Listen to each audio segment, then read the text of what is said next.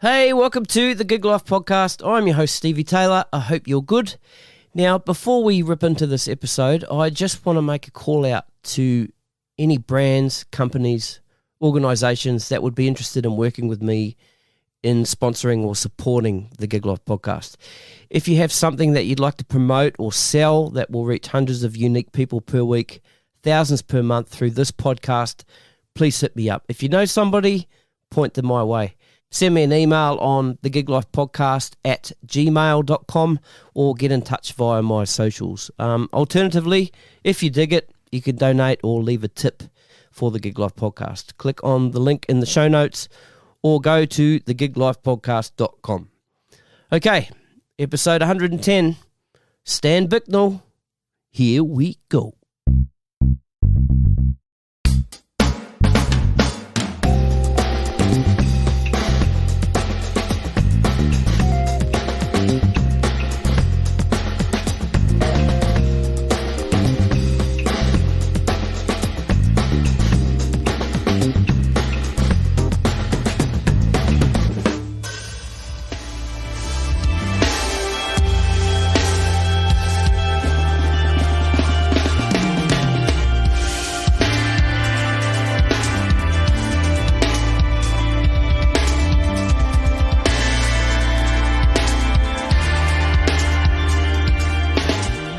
My guest today is Stan Bicknell. Stan is a New Zealand-born drummer who for the past 13 years has based himself out of Melbourne, Australia. In this time, he's toured and recorded with many artists locally and internationally, including 48 May, Miami Horror, Tonight Alive, Ecca Vandal, and Kimbra. During his time with Kimbra, Stan played on her acclaimed album Vows. His Motown grooves can be heard on the track Cameo Lover, which won both an Aria and APRA, as well as playing on her iconic Sing Sing sessions on YouTube, clocking up millions of views. Stan has a strong online presence, which in 2018 was noticed by Jared Falk, the owner and creator of Canadian-based drum education platform Drumeo. Jared invited Stan on to Drumeo, where he spent 2 days performing and recording songs and courses based on his ability behind the kit and his unique single kick technique, which has taken the drumming community by storm. Stan is a frequent performer at drum festivals. Now based back in Papamoa, New Zealand, Stan is excited to be home. He's already been called in as a backup to New Zealand drum and bass juggernauts Shapeshifter, as well as kicking off a couple of new projects himself.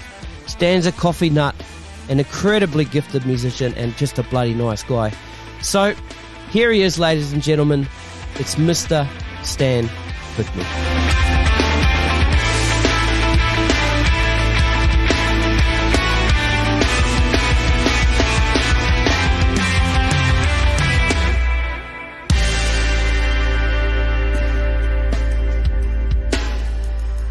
I think we're rolling.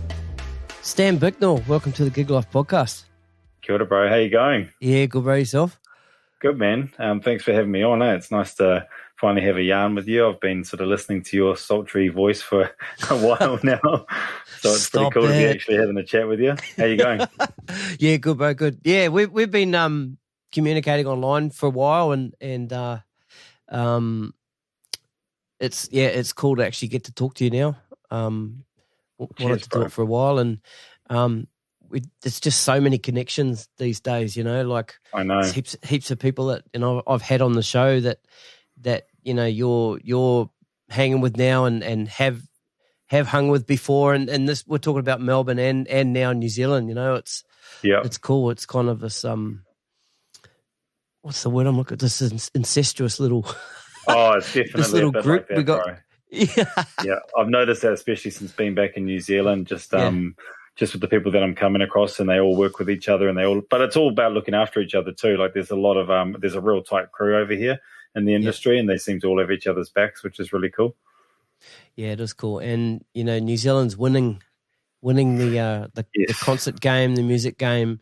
I've been sitting over here from afar watching, the coverage of the festivals and that kind of stuff, and really envious that we're not able to get out to shows like that because, as most people know, it's that kind of music's just not going on here at the moment, and it's slowly slowly starting to come back, but it's on a knife's edge, though, isn't it? You know, yeah, totally, the whole thing. I mean, it even is here to a degree, but like I was on tour over New Year's, and I was putting a lot of stuff up in my socials, and because I have quite a big international audience, people that aren't from New Zealand or Australia, so America and Brazil are like sort of a big audience over there, and they were just buzzing out, man. It just, they're like, I was at a festival and there were thousands of people around me, and they were just like, what are you guys doing? You're spreading the COVID. And I was like, no, it's not here, man. Like, you know, it's not here, yeah. And touching wood, because there's always a chance that it's going to pop back up here again. And they do have the odd outbreak.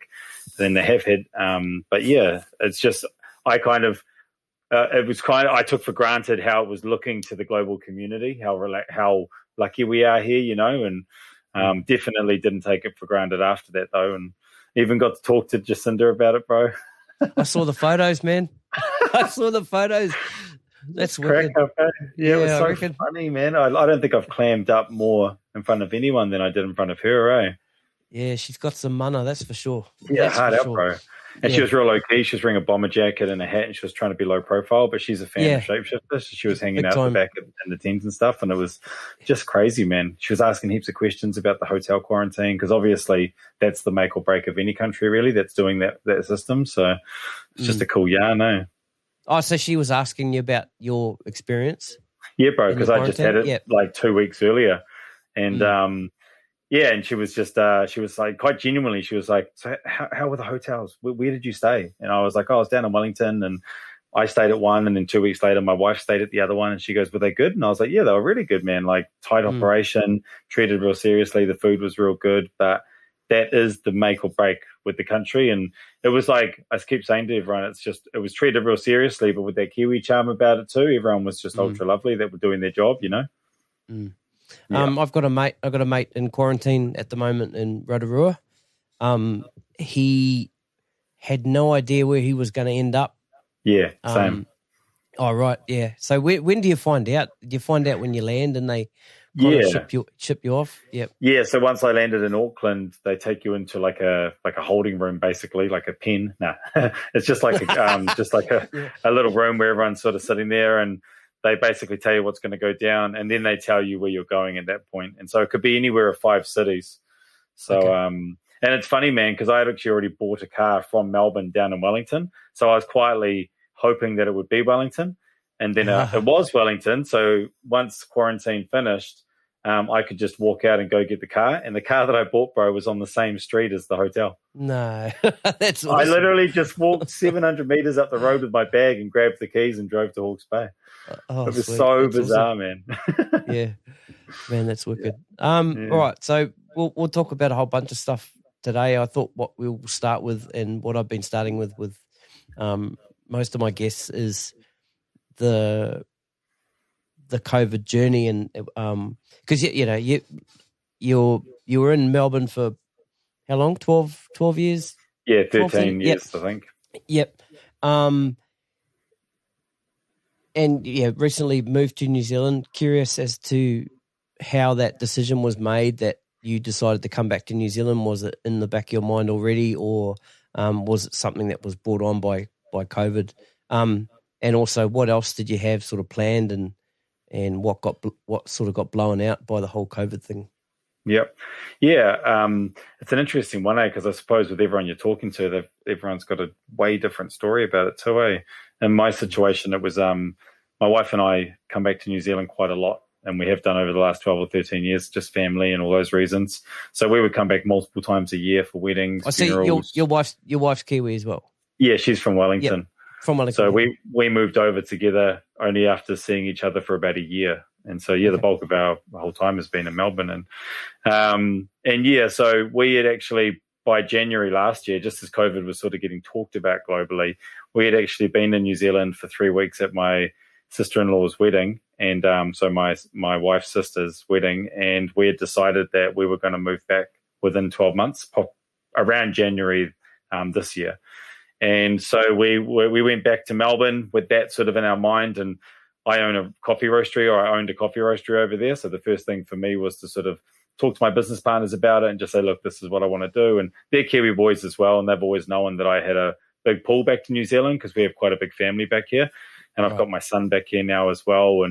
And so they've known, like, they don't deal with that pull as much as what I always have. So it was just a matter of time for me. So I spoke to one of my business partners about it, and then COVID hit. And at that stage, bro, everything was just so up and down. I didn't even know if I was going to even have a business after this, because remember how shaky those first few months were, man? It just felt, everything just felt so crazy and uncertain, eh? And it was like something out of a movie, you know. Totally. And we didn't know the intention of the government, whether our business was considered essential straight away. So there was a bit of uncertainty in that. And then we did. So after a few weeks, Rumble, our roastery, was able to stay open, but a lot of the cafes that we serviced couldn't. So just because of their circumstances, whether they were a high foot thoroughfare area that just couldn't open or whatever. So we were able to stay open, but we had to sort of pivot and turn the business model around. So we basically printed out 2,000 flyers and handed them around all of our local suburbs and just said that we would deliver coffee free. So free delivery every day. And so what we lost in the cafe sales, we sort of picked up in the home consuming sales. So, you know, coffee is one of those things that people always find money for regardless. And it seems to get you through the good times and the bad times. It's funny that, isn't it? It just sort of reminds me of all those, like when you release new music and like I know that I've done it with the songs that I've released, like my social media post would be, instead of buying that coffee today, spend that totally spend that $2.99 and buy my song, you know. Yeah, totally, bro. Yeah, and it's funny because like people always find money for coffee, you know, whether it's at home or if it's out. So once we got the word out there, things actually stabilized relatively quick for us in terms of a business. So then it was just about maintaining and just getting through it. Luckily, Rumble sort of qualified for a few of the government assistance things as well, which helped. And so when it got to about August, maybe a little bit later than that, my wife and daughter were home. My wife's a freelance photographer. She could do a little bit of work from home. She couldn't go to any of the studios that she contracts for, though. She does quite big shoots for some of the bigger studios there, and they were closed. And my daughter was at home because obviously homeschooling was the only option. So I would tag in maybe once or twice a week and help with the homeschooling. And then I would just actually do my job as usual, bag up coffee, talk to my customers, take orders, and just do my normal stuff. And then when we got to August, July, August, September, we actually realized that we could still stick with our original plan and move back to New Zealand. And so I then once again had the conversation with my business partners and just said, look, this is the time for us. And now that I know that Rumble's going to be okay, it's probably the right time I exit. And we just started working towards that, bro. And originally we were going to move back in January, but I just said to my wife, let's just try and get back before Christmas, because I think that it'd be nice to start the year in New Zealand, not move there in January when the year's sort of already kicked off. And I'm real stoked we did that, because it just it really created that vibe of we got to have Christmas with our family here. And then we got to, like, when it ticked over to January 1st, we were in New Zealand, somewhat settled, a couple of weeks under our belt in our house, and just kind of like, all right, what's 2021 got for us, you know? And then obviously being here also meant that when I got the call to jump in with Shapeshifter, I could say yes to it because I was actually here. There are a few things that happened in December that wouldn't have happened, obviously, because we weren't originally going to be here then. So it's all sort of worked out quite well, really. Yeah, that's good. That's good. And you're in Papamoa now, which is a suburb in Tauranga. Yeah. So people that don't know where that is, Google it. Sunny Papamoa, 23 and sunny every day, bro. Yeah. So your wife's from Wellington. Where are you from originally? I'm from Hastings, so Hawke's Bay. You're from Hastings. Yep. Yeah. Cool. Yeah, I'm from Masterton originally. Oh yeah, true. Yeah, from the Wairarapa. Right. Yep. Yeah. Awesome. All right, so that's the COVID thing. We'll talk about, how you got that Shapeshifter call and a little bit more about that kind of stuff a little bit later. Let's roll it back now. Let's go right back to how it all began and growing up in Hastings and where the music bug sort of started to happen for you. Is are your parents musical or siblings? Nah, Like so it's a funny thing, eh? Like I've got some very key memories about where music fit in my life when I was young, but neither of my parents played any instruments. My nana had a piano at her house, and I always remember finding myself sitting at the piano with my sisters, tapping away on the keys and stuff. And both of my parents had a strong connection to music. So my old man was he still is like a very classic rock guy. So that's where I got in my Eagles and Def Leppard and Dire Straits and Led Zeppelin. And just the list goes on. So all that sort of classic stuff. And then the other side, my mum was really into things like Elton John and David Bowie and George Michael and Katie Lang and like all this whole other side of music. She's a Pom, so she was born in England. So so a strong pull from, and I think like now seeing where my musical tastes sit as an adult, I'm definitely a byproduct of both of them. And they really connected to music. So I have fond memories of my mum cleaning every Sunday, like pledging everything, and the music was cranking and she was singing, and then my dad was always defining songs by that's the sort of song you'd have on at a barbecue. Like that's how he rates a song. Like, oh yeah, this is good barbecue music, So that was sort of that they have a strong affinity with music, but they just didn't actually play any music themselves, But then for me, sorry, you go. Sorry, yeah, I just got a childhood flashback then of a smell of pledge. That's a brutal smell, eh? Yeah, for the Australian audience and the international audience, pledge is it's a furniture cleaner spray. It's got a very distinct smell, and I know exactly what you're talking about. Yeah. And I used to have a job. Smell it now as well. Yeah. I used to have a job at a second-hand shop after school, and I used to go in with the pledge and have to clean all the furniture. So. So sorry about that. I can totally smell that now as well. It's so weird. Yeah, being a Kiwi in Australia or in any other country, it's those little things that just set you off sometimes, and you can smell it straight away and you can taste it straight away. You want to go home. Yeah, it's so weird, eh? Yeah, and with the music stuff though, I have memories also of being really into. I don't know if you remember the Simpsons tape, "Sing the Blues." So I knew that tape back to front, and I would always mimic or pretend that I was playing the saxophone. And I'm talking like 8, 9, or 10. So this is quite early on, still not playing an instrument, but music at that age was already pretty important to me. I used to memorize lyrics to music, to songs that I really liked that I came across. And I just remember having a connection to it. It wasn't until I got given. Were you able to memorize quickly, or was it something you had to work on? No, relatively quickly. Like if it was lyrics, there was always a rhythm to it. So I would write them down, and I used to make like mixtapes and fake radio stations with my sisters and stuff. And we used to write scripts of the stuff that we would say and whatnot, and record them on the double tape deck. That whole thing. Awesome. So the memory thing, that actually got better over time, but it's quite funny. I actually was talking about this with someone recently, how I found music because I got given my dad's guitar that he had when he was my age, when I was 12, right? So when he was 12, he had a guitar, just a nylon string acoustic, quite a bad, like the neck was bowed. It was quite a pig of a guitar, but he gave me it. And so I played that thing from 12 to 13 and a half. That's all I did. And then one day my stepdad said to me when I was about 13 and a half, 14, he said that I was tapping a lot. Maybe I should look at drumming. And I was like, oh, okay, cool. So I found myself on a friend's brother's drum kit one day in Taupō, and just started playing the drums, and I played the money beat and got quite a euphoric feeling from that. And that was the moment right then where I was like, oh yeah, okay, this is me. And then it was just sort of a series of events after that in terms of like diving deeper and deeper and deeper. So I've always played the guitar, but I would never consider myself a guitarist. It's just something that I do because I like it. But as soon as I hit the drums, there was definitely a strong connection in terms of just understanding the instrument or just feeling comfortable on it. I think it's the physical aspect of it as well, because the guitars always meant a lot to me because I have a strong affinity with melody with music. Some of my favorite moments in music don't even have drums on them. But the drumming thing, there's just something, it just goes straight through me. It's a physical thing. So, yeah, but with the memory part of it, bro, I remember my mum used to buy a lot of those tapes, those memory tapes, like Mega Memory and all that. And those kind of like self-help tapes, but they're all about kind of, but and they were in those plastic binders, you know.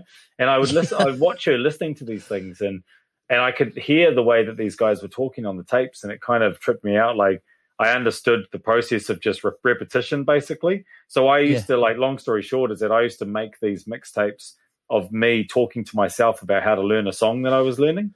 So I would, like, break down the verse and the chorus, and I would say, in this section, you're going to play the hi-hats and the snare and the kick drum, and then I would just play that little part of the song. And I used to go to sleep to these tapes, bro. I used to make these little friggin' like tapes of that sounds so strange. I wish I still had the tapes. So you literally, you know, there's that saying, you know, you love the sound of your own voice. You literally love the sound of your own voice. Yeah, that puts you to sleep. That's awesome. Yeah, pretty nutty, but I actually think it really did help with my memory, because I used to go to sleep to these tapes and then have the songs drilled into me that I was trying to learn at the time. And I've always learned by memory, so it's a chicken or egg thing. Did I have a good memory or did I get a good memory? I don't know. Yeah, okay. But yeah, it's always served me pretty well. That's cool. Now, how was school life for you? Were you I think sounds by the way that you talk, it sounds like you're well educated. And did you do okay at school? Was it something you sort of? So that's a really good question, man. I've actually never talked about that, not publicly anyway. To be honest with you, bro, I left school at 15. I didn't finish school C. Okay. I left halfway through my school C year. As soon as I found music, man, that was all I really cared about. And then with the music came other things that interested me as well. And science and English were not part of that. Right. And so halfway through fifth form, I left home and left school. And then I came back to Karamu High in Hastings at the end of fifth form and asked if I could sit my school C music exam. And they said yes, which now is actually absolutely crazy. So it was the only exam I sat, bro. So I've got my school C music. I just thought that was important. I went back, sat the exam, got it. And I just started working from then onwards. And so, yeah, like I left school at 15. So, education, like, it just, once I found music, it just sort of never really worked with me, sort of the way the school was structured and stuff. And I always backed myself in terms of being motivated enough to survive. And so I just got a job, and it's kind of weird when I look back on it. The drums were the consistency. Like, I always found time for them, bro, even when I was trying to, like, survive and live and flat and all of that. But the drums were just always the consistency. And no matter what I was doing, I always called myself a drummer. If people asked what I did, I said I'm a drummer. But I was never getting paid for it. But it was just always how I identified to the world. It's so funny, eh? That's cool. Going back to the school C thing, school C music was the only thing I passed as well. Oh, true. But I stayed on till sixth form. Oh, yeah. I failed school C maths 2 years in a row. Yeah. First year 31%, second year 11. Oh, bro. Yeah, so both years don't even add up to a pass. So that's amazing. So maths has never been. It's funny though, because I'm quite good at maths now, because the job that I do now, I'm an electrical fitter. So true. So there's lots of formulas and stuff. Yeah, there's formulas and stuff that I had to learn. So my maths is pretty good now, you know. That's so funny. Yeah, I honestly think a lot of it's to do with the structure, man. It's not that I'm not intellectual or don't think about things or don't go deep on stuff that I'm interested in. Just that format wasn't working for me at the time. And to be honest, like my living circumstances weren't ideal as well, hence me leaving home and stuff. And my parents were separated and stuff. So there's other parts to it as well. But just by and large, the school never felt like an anchor for me. It was just a music room, really. Yep. Yeah. And just sort of going back to the how I was saying that both years of, maths I I failed. I've always had a different way, I suppose, a different logic of working out equations and stuff like that. So yeah, true. Whereas the school certificate, there was a specific way that you had to do it, and there was no sort of other way to do it. You looked at the back of my exam, and there's 50 little mini equations that got me to the answer. Yeah, right. But because you had to show the working that they taught you, that was your pass, and it never worked for me. But now I can use that logic and those ways of getting to the answer. Just takes a bit longer. Bro, I look at the way that the schooling system's teaching my daughter to break down equations now, and it makes no sense to me because it's changed again. Yep, totally. Yeah, you know. Yeah, it's funny. And both my girls are guns at maths, so I just stay out of the way. yeah. So I'm not very academic in that sense. So my wife jumps in on those things. Yeah, that's cool. Yeah. All right. So what about school bands? Did you put some school bands together or get asked to join school bands, and what kind of music was that? Yeah, so the first band that I was in at school was actually an intermediate. So I was 13 at the time, but I wasn't on drums. I was on, I started on bass guitar, but the bassist, the keys player was struggling. So I actually learned the keys parts over the weekend and then came back and jumped on keys and he jumped on bass. And we did the Smoke-Free Rock Quest, bro. We were the only intermediate band there, and we were the only band that played a cover because we were so young. And we played we played No Doubt, Don't Speak. Right. So what year was that? What year was that? Well, I was born in 84 and I was 13 then, so that would have been 97. Yeah, right. Young fella. You're a young Yeah, fella. bro. 96, 97. So, yeah, I was like either Form 1 or Form 2. I can't remember now. I just remember that we went from Taupo up to Hamilton and we did our entry at Hamilton Girls High and in the hall there, and we didn't get through, but we were also the only band that didn't play an original song. Right. You know Aaron Tokona? Yeah, I know that name, yeah. Yeah. Well, he's he had a band in the Smoke-Free Rock Quest, and it was 1991 or 92, I think it was. It was the second year. Yeah. And we went up against them in the Wellington regionals for the Rock Quest. Yeah, wicked. Yeah, and just got smashed. He was too much, man. He's hell of a talent, you know. Yeah. Well, so that was in Taupo at the time, and then I moved down to Hastings again, back with my old man, and this was my fifth form year at Karamu, and I joined the band that was sort of the Karamu band then, who had done the Rock Quest a couple of years in a row. They were in their seventh form year, and their drummer was seventh form the previous year, so he was out of school then, and they needed a drummer, and I just moved to the school, so I became their drummer, and we did Rock Quest again, and we actually got into the regionals that year and got to record a single and do that whole thing, and that was really cool. Yeah, and that was original material too. So yeah, always had projects on the go or bands on the go through school, and then once leaving school, then it was just sort of there were lots of different bands, bro. Actually, between like 16 and 19, it was just about survival, but I kept playing. And it was around 18, 19 that the proper bands and my identity as a player started to form, I suppose. Mm-hmm. Yeah, so I joined a prog band. Oh, no, first and foremost, I had a Tool tribute band. I should probably sort of mention that first, because I was playing in a Tool tribute that I'd set up with a few older boys in Hamilton at that point, and we were gigging and stuff, and our guitarist left, and so we were training up a new guitarist. Now, bear in mind, I was 18 now, and these guys were sort of like 28 and 30, the other two guys, and we were training a guitarist who was about 24, 25, and his friend was coming in and helping him with his parts, basically, because he was struggling with some of Adam Jones' parts. And after sort of watching us play a bit, his friend hit me up and said he was starting an original project and was I interested in joining. And he said they tried a couple drummers, but they weren't really getting where they were coming from, and he gave me a couple of demos, and it was kind of like a clean version of Meshuggah mixed with like a little bit of the Mars Volta and Battles. Mm-hmm. It was just sort of like just really interesting music with almost a bit of a pop sensibility. We had a couple of jams and it really popped off for us. And so that was the start of the New Caledonia, which was my sort of instrumental band that I played in from like 18 to 21.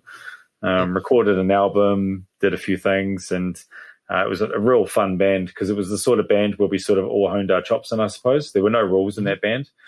And that's sort of what led on to joining 48 May as well and that journey starting. Yep. Yeah. Yeah.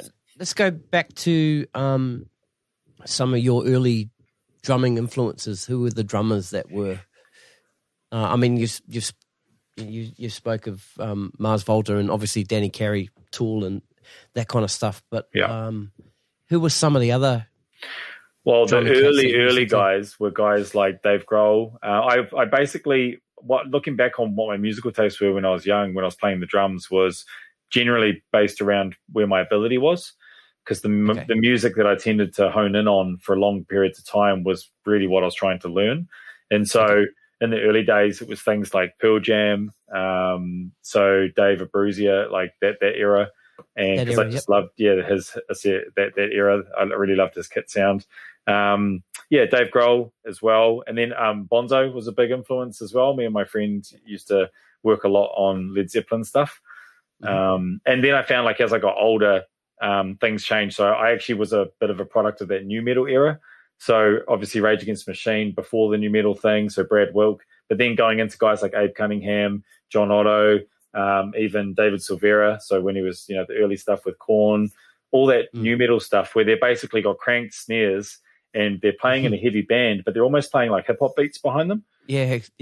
They don't even really chop out. It's more just like laying down a fat pocket. And so I just killed my time just playing along to these albums over and over again, man. And they were never like looking back on it, it wasn't until I started getting into Tool and sort of my later teens and bands like that where I started to grasp the concept of chops or fills and things like that, because the guys prior weren't really doing that. Your Brad Wilks and your John Ottos and your David Silveras, and they weren't really chops guys. They were just fat pocket guys with a big cranked snare, and that still is a real big foundation in my playing to this day, man. Like I still get on the kit and I can hear that influence coming out of me, and it's a great influence, Yeah. I know what you mean by that, because I've been watching some of your YouTube clips, your some of the covers, the play-alongs. Oh, yeah.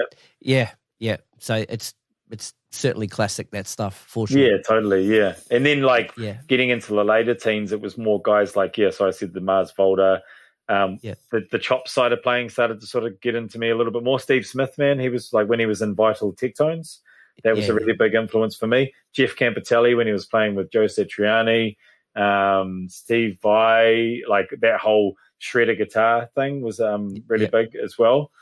So those sort of guys. A lot of those session players that were around at that time. I mean, that was when I was listening to Mike Mangini for the first time, Thomas Lang back when he was with Sonor in my late teens, early 20s, all those sort of guys. That Thomas Lang, that just reminds me, like that Sonor, his first instructional video. Yeah, that era. That era with the multiple pedals, multiple splashes, and just that I hadn't seen, up to that point, I hadn't seen Independence played like that. I don't think anyone had, man. It was a real, that was a massive eye-opener. It just took the world by storm, eh? And it was a different sound too. He had a different sound. Yeah. He was doing that stuff to that different sound, Different part of the world, eh? They look at music different. But then also, his Sonor was just singing, man. Like, I almost, it was just such a, that was back when I was really into Sonor too, because a lot of the guys I was listening to, so Thomas Hark, Steve Smith, Danny Carey, they were all Sonor guys as well. So when he came along, I was like, whoa, just to see how far you could take the instrument, but also completely deflating as well, because it was too far. Exactly. Yeah.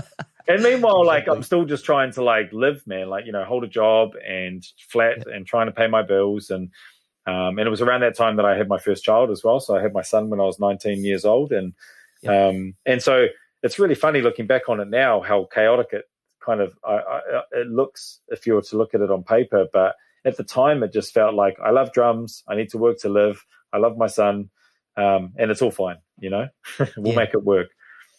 Okay, so let's talk about some of those jobs that you had then. Was coffee on the horizon at this stage, or was that something that you sort of grew into? Well, hospitality was. So my grandparents owned Robert Harris and Topor. So I started working there when I was 11 years old. So I would go there every Saturday and Sunday and work from 10 till 3, just clearing tables and doing the dishes and whatnot. And then when I left school, I actually started working at New World as a trolley boy, got graduated to checkout, and then got graduated to assistant freezer. This guy. Yeah, man. Yeah, the checkout was great, hey. And then they put me in the damn freezer, bro. Stop it. Yeah, but they upped my pay, though. I remember, man, I was getting paid $6.45 at the time. I was 16 years old at that point because I'd been there for a little bit. And, I just remember, whoa, I'm on $6.45 an hour, and I'm flatting, and I'm doing it, man. I was 16. Yeah. My boy's 16 now, and I'm like, Jesus, he can barely tie his shoelace, Yeah, you'll probably were you getting paid like a fridge allowance, a cold allowance or something? Yeah, and I would get given the boxes of frozen goods that had been dropped. And so it was great. I had heaps of Eskimo pies and all this sort of shit. Oh, man. Yeah. So, I did that for a bit. And then when I moved to I moved up north to Hamilton, I actually ended up working at Nando's for a bit, man. And I even had to put on the chicken suit for a brief period and hand out flyers. Real humble beginnings, man. But I just did whatever I had to do to pay my way, man. I was never as soon as I started working at 11, I just realized really quickly the concept of if I want something, I just have to go work and get the money. So I broke that barrier down pretty quick. And then, Yeah, so after doing the Nando's thing, I got my first cafe job because I actually sort of bullshitted the boss and said that I knew how to make coffee. And before the interview, I went and spent some time with a friend of mine and asked him. He was a barista. I was only 18, 19 then. And I said, man, can you tell me some key words to say? Because I'm going to this interview. And he's like, double espresso and long macchiato and cafe latte. And I was like, okay, great. And then I went to this interview and just played ignorant. I was like, yeah, I haven't made coffee in a while. Maybe you'll need to remind me and all this sort of stuff. And then found myself driving a Ford Transit around Hamilton with a coffee machine in the back, and I'd drive up to businesses and make them coffee. Right. So that was around, like 19, 20 at that point. Okay. Funny little gig, that one. Yeah. So how long did that continue, and how far away are we from deciding that you're going to move to Australia, and how did that come about? So the way that worked is that I was in Hamilton at that point, and I was working at a cafe actually as a barista, and I started off as the barista, ended up as I went to head barista, and then became the cafe manager in the space of about 6 months. And during that period, the New Caledonia, my band, had finished our album. We had got 3 4-star reviews in like New Zealand Musician, and then a couple of other local rags as well. And we'd done a few gigs up and down the country. And like, to be honest, for a prog band, like, it was starting to get some pretty good traction. Like, there was like, people were into it. I mean, there were no ladies at our gigs, but there were a bunch of nerds that were loving it. So, as long as there were people buying tickets. That's it. And yes, and the boys got real hungry, and they wanted to go to Melbourne, and they wanted to do the Melbourne thing. But at that point, my son was only about 1.5 years old, and I just said to them that it was too young for me to leave him. I can't leave him at this age, because his mum and I weren't together. We separated when he was 4 months old. Once we realized we were functioning parents in our own right, we separated because we knew that we weren't going to stay together, and just sort of like basically shared responsibility at that point, and sort of treated him more like, we're business partners. He's our little business. We don't always agree on how we want to run our business, but we always want the best for our business. Like, that was sort of the motto from day one, really.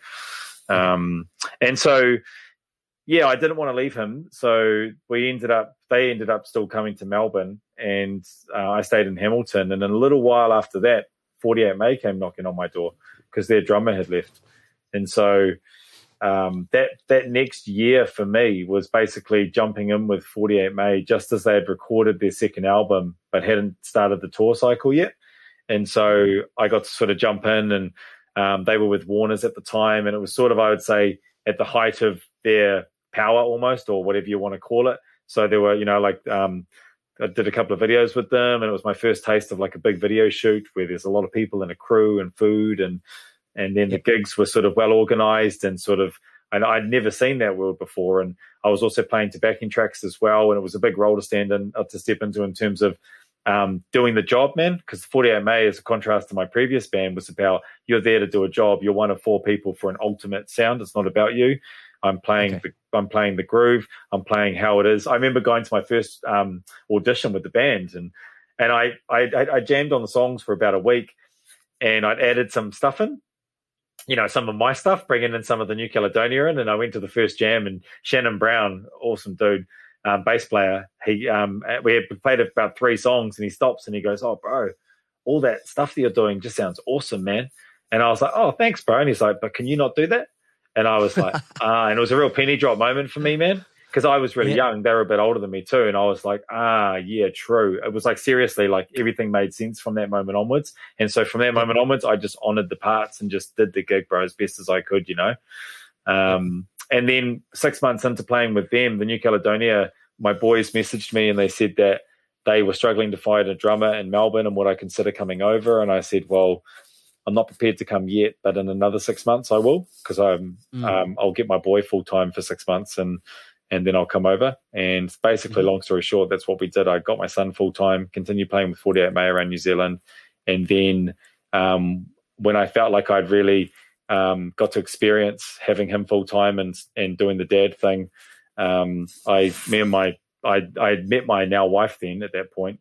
We decided to move to Melbourne, bro. So that was 2008 at that point, 2007, 2008. We jumped on a plane and we moved to Melbourne. And that's when that journey started.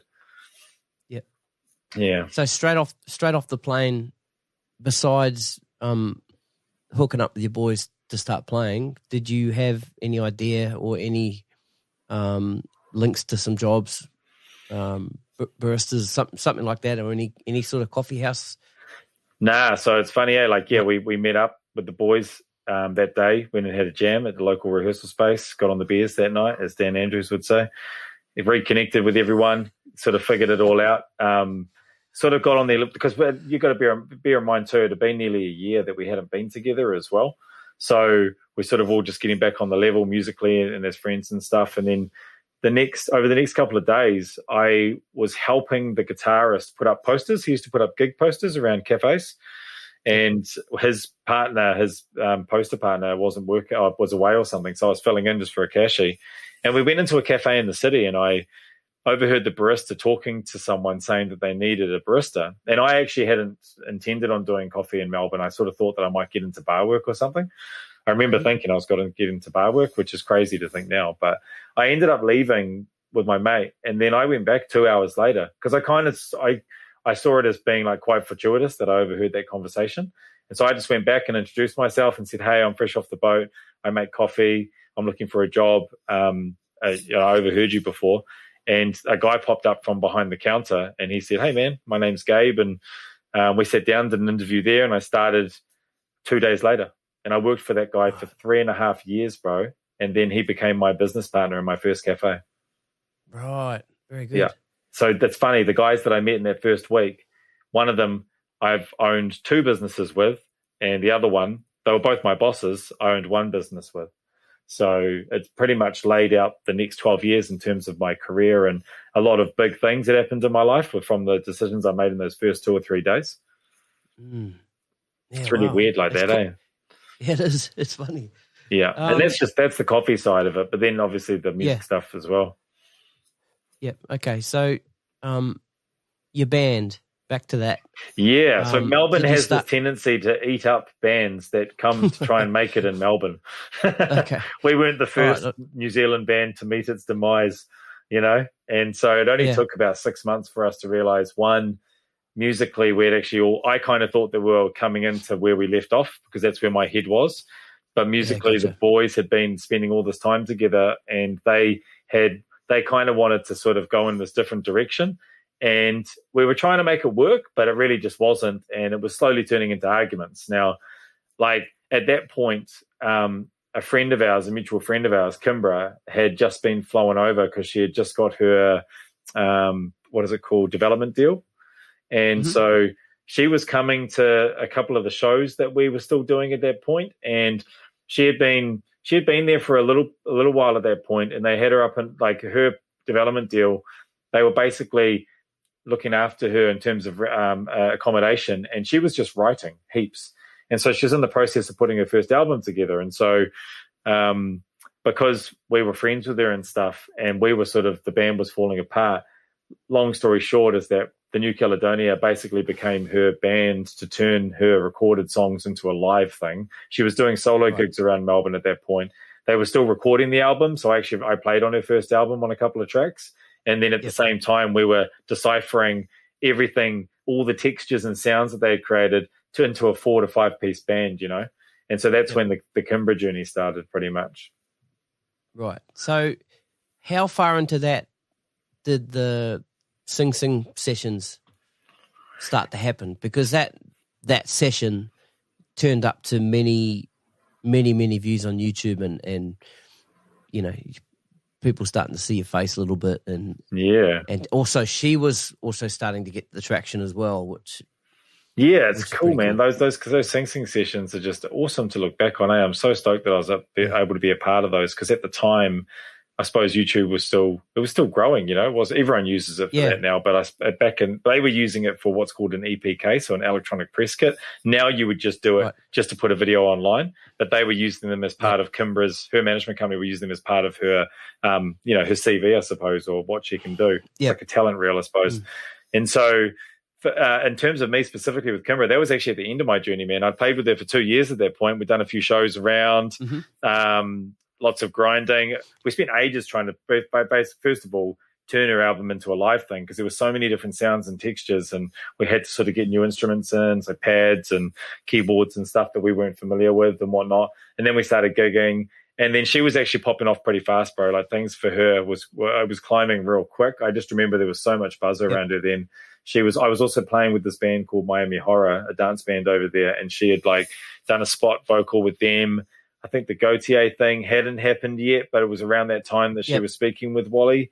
So, but it was also around that time that she was getting really busy, and there were talks of like international tours and stuff. And at that time, my arrangement with my son's mum was that I'd had my son full time in New Zealand, but once I moved to Melbourne, he stayed in New Zealand, and I would just come back and forth all the time, or me and my wife would, or we would fly him over. So he had been flying. He was flying over and visiting us from 4 years old. So he would do an unaccompanied minor flight, and we would do that like every 8 to 10 weeks, basically. Either I go there or he come here, and I just remember saying to my wife, I was like, I can't do this because if I go away on tour, I can't be reliable on the times that I have him. I just saw the writing on the wall straight away. And obviously every musician has to make that decision as a parent. It's just, unfortunately, one of these things that we have to wrestle with, But I just knew that I wasn't the guy to just go and do my thing when that was still there. So at that point, I'd been doing the espresso bar, working for my bosses at that point for about 3 years. And I was also getting itchy feet there. And so there was a crossroads where Kimbra was taking off. And I just said to my bosses, look, I'm looking at doing something different now. And they basically gave me a proposition. They said, do you want to do a place with us? Do you want to set up an espresso bar?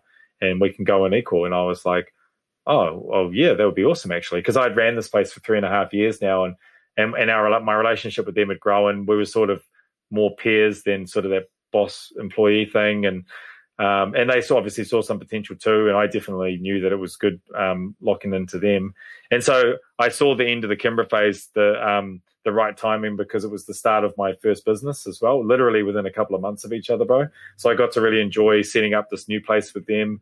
And then the deal was that I was going to run it. It was led by me. They were going to be a little bit more in the background. And so it was a necessary decision, but it was a friggin' hard pill to swallow, bro. Like, I watched Kimbra go on to do Jay Leno, Letterman. My bro Stevie came in, Stevie Cat Jr., who you're probably familiar with as well. Yep. And so as awesome and stoked I was that he was filling, or that he, was continuing on the gig. And in my opinion, doing it a lot better as well. They changed their style at that point, and I think it suited her a lot better. So I can actually say that I think that Stevie played with her, the way that they headed, probably a lot more suited to what, compared to what I would have done with the way that they were hitting. Sure. The way that I was playing with her suited that stuff like the sing-sing style. It's a whole different sound. Mm-hmm. And so, yeah, even though it was a necessary decision, it was definitely a hard one. But at the same token, I was able to sort of dig into that business side of life and be consistent for my son as well, which, like I said, was pretty much the whole point for me. When did you start doing the YouTube channel and the play-alongs, and when did your online presence sort of start to build? Right then, bro, because that's basically why I started doing it. So there's 3 things that came out of me not playing with Kimbra anymore and setting up the business. One was that I couldn't tour, but I still needed an outlet for drumming.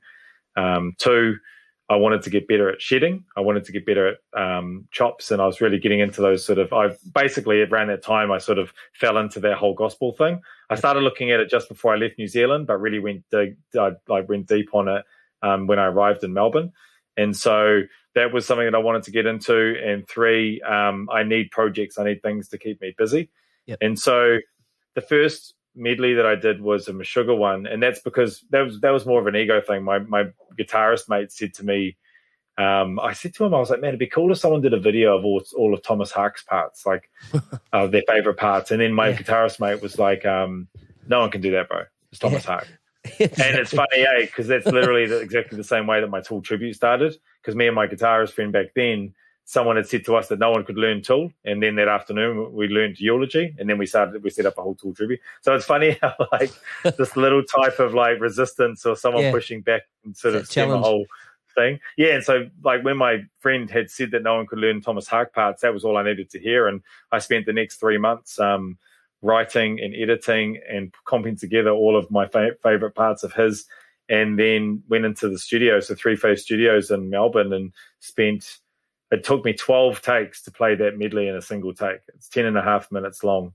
Right. And 12 takes, bro, because I wasn't prepared to let any blemishes get through. Yeah. And even at the end of that take, I throw the sticks up because it's been such a long day at that point. And I'm like, fuck, I'm so over this shit. And I didn't listen to Meshuggah for months after that point. But so that the online presence in those videos started because I just couldn't tour anymore, man, but I still needed my outlet.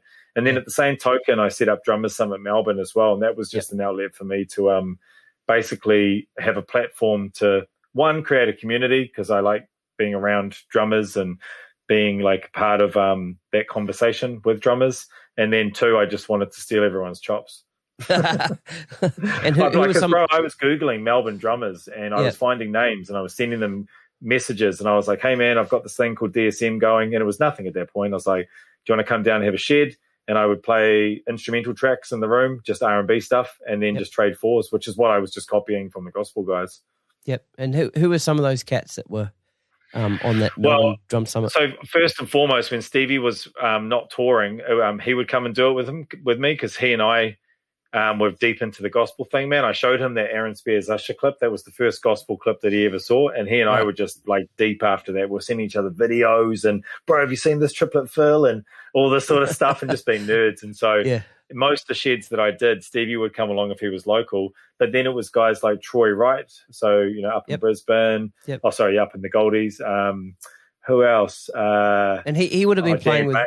He would have been playing with Pliny at that stage, or it was just before the Pliny thing. It was when he had been asked to join Animals as leaders. Oh right, I didn't Do you know about that. I didn't know that. No. Yeah, bro. Yeah, Troy got offered the gig before Matt Gasker. Is that right? Yeah, but he had visa issues. Oh no way. Yeah, bro. Yeah.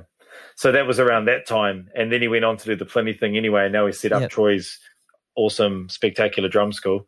So he's crushing it. And then, other guys like Dan Mayo, who now plays with Ecca Vandal, who's someone who I found, actually, this is before I was even playing with Ecca, but I found him online, got him to come in. Rob Brenz, Ben Ellingworth, Dan Kirby. All the bros, man. Like anyone, It was funny. I was just Googling names of drummers and just saying, come and shed with me. Yeah. And so I do it every Sunday. I got a discount through the rehearsal space. I asked everyone put in a $10 koha, and we just give that back to the Three Phase.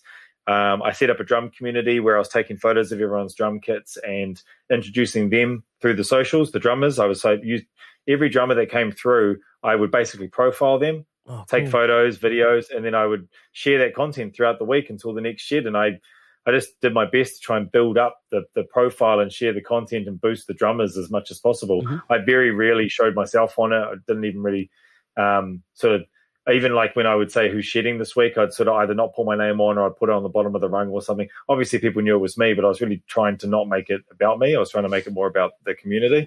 But like I say, it was just an outlet, much like the YouTube videos. It was just an outlet for me to stay busy, bro, and keep pushing the craft, while I was being a responsible parent. Yeah, that's really cool. All right, man. So your profile's starting to build. Were you, obviously you're aware of the world is aware of your amazing right foot. I think most drummers will probably know about that, and that's certainly your, I'm not going to say claim to fame because that's a bit of a wanky sort of saying. I don't like saying that because I can't think of something else. That's fine. Yeah. So how were you starting to cope with all that attention that's starting to come your way with that kind of stuff? Because it was quite a rapid build, wasn't it? Yeah, it was. And so like at that time when I was still gigging and doing the so with the Kimbra and the Miami Horror and the gigs and stuff, the profile as a semi-professional drummer was starting to build. So I was starting to experience that, so endorsements and things like that. Yeah. But it's still just on that sort of touring and gigging level, Yep. And then when I started playing with Ecca Vandal, played with her, basically same deal. She had a bunch of songs. She needed to put a band together. I was sort of becoming the setup guy. Yep. Did the same thing for Miami Horror as well. And Just when things get too big, I sort of got to bail. So the same thing with Ecca. Played with her for 2 years. She was going really well. Had some cool stuff with her, man. Went to Canada.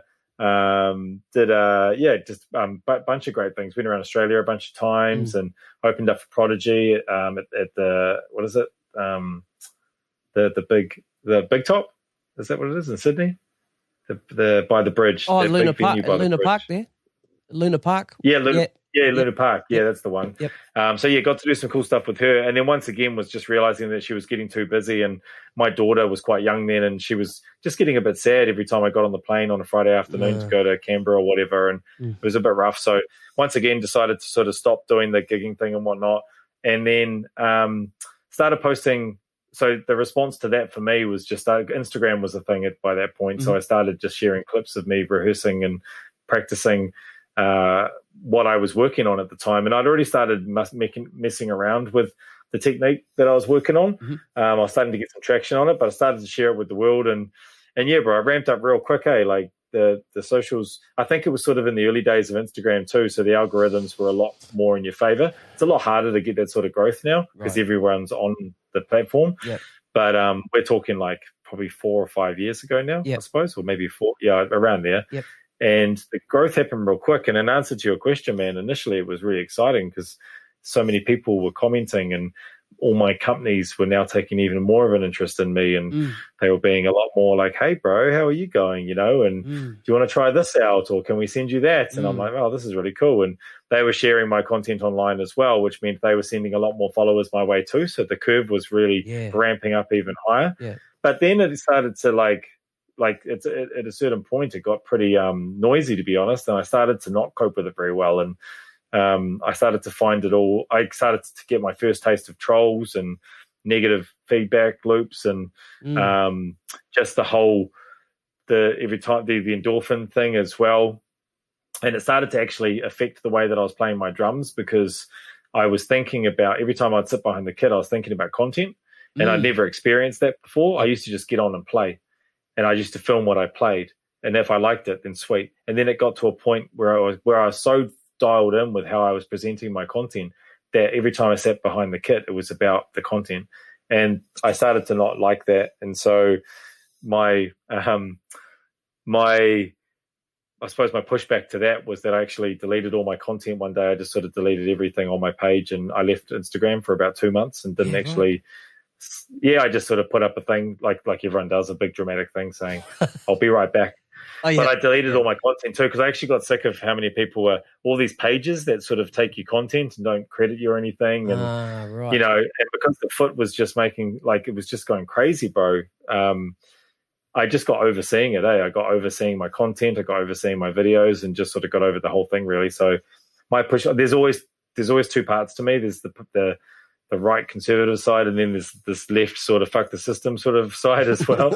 And so that side kicked in, and I even had my thumb over the delete button a few times, but my wife's always the voice of reason, and she's like, don't burn the bridge. You've done really well with it. Just hold on to it. Just don't do it for a while, but just hold on to it. And so then I did this thing for a bit where I was trying to show that content isn't worth anything. So I only had 12 posts on my page at any given time. So if I posted a post, I deleted the 13th. And I was just trying to mess with it. And at the same token, I was completely killing my Instagram page, because it's pretty much around then that my followers stopped and my comments and stuff stopped, because Instagram's algorithms pick up on trends of deleting content or all those sorts of things. And it actually starts to work against you at that point. So I basically did this self-sabotage. I threw a grenade right in the middle of it. And to be honest, man, that was my saving grace, because through that period, the noise dialed down, and it was still, obviously, because of the numbers on my page, there was still a lot of noise, but it was way more manageable. And it was the sort of noise that I preferred. The trolls had stopped, because I was calling them out on my stories all the time, and just being a real asshole about it all, if I look back on it. Just trying to deal with it, I suppose. But then it got to this level where it's sort of been for the last year or year and a half, where it's real manageable now, man, and I really enjoy it again, because for me, it's just I just do my thing. I don't do anything. There's no agenda behind my page. It's just you either dig it or you don't. Sometimes it's coffee, sometimes it's drums, sometimes you'll see me take a photo doing some exercise. And but it took a long time for me to wrestle with sort of shaping it to where it is now, where I enjoy it again. It's a pretty powerful thing, though, bro. I mean, Instagram's the whole reason that I got on Drumeo, you know? I know, yeah. Which is crazy when you think about it. Mm. You know, so let's like their whole, Let's talk about that then. So how did, for people that don't know, Drumeo is a, I'll let you explain what Drumeo is. Yeah, so Drumeo, what it stands for is Drum Education Online, and it is basically the world's largest online drum education platform. So it's the way I sort of see it is it sort of picks up where Modern Drummer, the print magazine, left off when print sort of died out.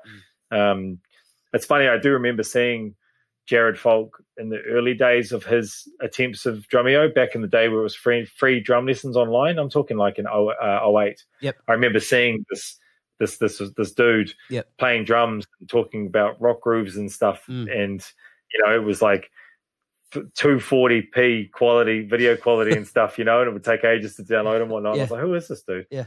But then anyway, Drumeo, meanwhile, over the last 10 years becomes this mega online drum platform to the point where drummers actively want to go on it now. Like that studio that you see and those panels behind is such an iconic thing for drummers. You'll know this, you know, all these drummers that go through that room and sit down and do their lessons and stuff. So I had watched a ton of Drumeo content before.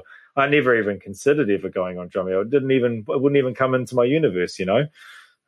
I had started doing drum clinics at that point because I wasn't touring with my bands, and because the Instagram was going so well, my companies asked it if I would start doing the clinic thing and the drum festival thing. And that was cool because I got to nerd out about drums again, which was fun. And it was sort of more on my terms. Yep. I could get up and perform and make it more about the drums anyway, which was what I felt like doing at the time. Mm-hmm. And it's low commitment because the gigs are during the day. There's not a lot of them. It's never a big deal, you know? Mm-hmm. And so when it was a Friday evening and I was at a fish and chip shop with my old man. He was over from New Zealand, and I just see an email come through from a Jared Falk. It's like, hey man, I'm Jared Falk. I'm the CEO of Drumeo. I've been watching you for a while now. I really like your content. I'd love for you to come on and do a live lesson. I'd love to bring you over. Are you interested? And it's funny, hey, like your parents are always so blindly proud of you. I go, oh, damn, I was trying to tell him how exciting this was. And he's like, oh, yeah. Yeah, of course. Like to him, it was like no big thing because they just always have blind faith in you. But I was like, no, I need someone here that really understands the gravity of this. And I didn't actually reply to him for like 2 or 3 days, man. I left it sitting there. And when I replied to him, I actually said I couldn't do it, bro. I actually said that I have to put it on the back burner because at the time, a friend of ours was really sick. And it wasn't looking too good, to be honest. And so she was the partner of another good friend of mine. They were both good friends of ours, and the writing was on the wall in some respects. And so I just said to Jared, look, to be honest, bro, I can't really leave now. This is going on, and whatever happens from this situation, there's going to be an aftermath, and I don't want to be not present for that mentally or even physically. So thanks, bro, but I think I better just sort of not right now. And to be honest, it was about a good year before I actually had a conversation with Jared again, I think. I was going for a run one day, and this friend of mine and her partner and stuff, this situation had happened, and the events had played out, and it sort of had died down by that point. And I was going for a run that day, and I got to like 15 or 20 Ks or something. I was doing big long runs at that time, and the endorphins kicked in, and this question just hit me out. It's like, why didn't I do Drumeo? Just hit me, bro, like big bold letters just smacked me in the face. Like, why the hell didn't you do Drumeo? And so when I got back from the run, I emailed Jared and I said, hey man, is that offer still there? And he said yes. And I said, cool man, give me 4 months. Give me 4 months and I'll give you everything I've got. And I just went into like Rocky mode, bro. I was getting up at 4:30 every single morning, and I would go down to my roastery, and on my pads I started writing all my curriculum out, because you basically need to, you go in and you do the live lesson, which is a 45-minute performance from A to Z with interviews, and like it's a single take thing. So you start off with a song, he interviews you, play another song, then you do like partial parts to a course, I suppose. Yep.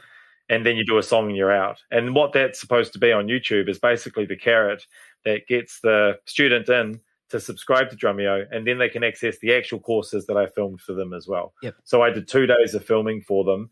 So with that in mind, I actually had to have content for them to film. And so I had to kind of go back into my memory banks and figure out, well, how did I get the skills that I've got now, and what was the methods that I used, and quite genuinely figure out my approach. And when I put it down pen to paper, I realized that there wasn't actually just a product of my personality. It was a very systematic thing that I did. And it's actually quite basic, really. It's not anything new. It's just the way that my brain sort of interpreted what I wanted to gain.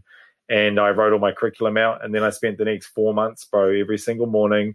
I'd get up at 4:30. I'd go down to my coffee roastery. I'd have 2 espressos. And then I would do 2.5 hours on the pads, just the pads, not acoustic kit or not an E-kit.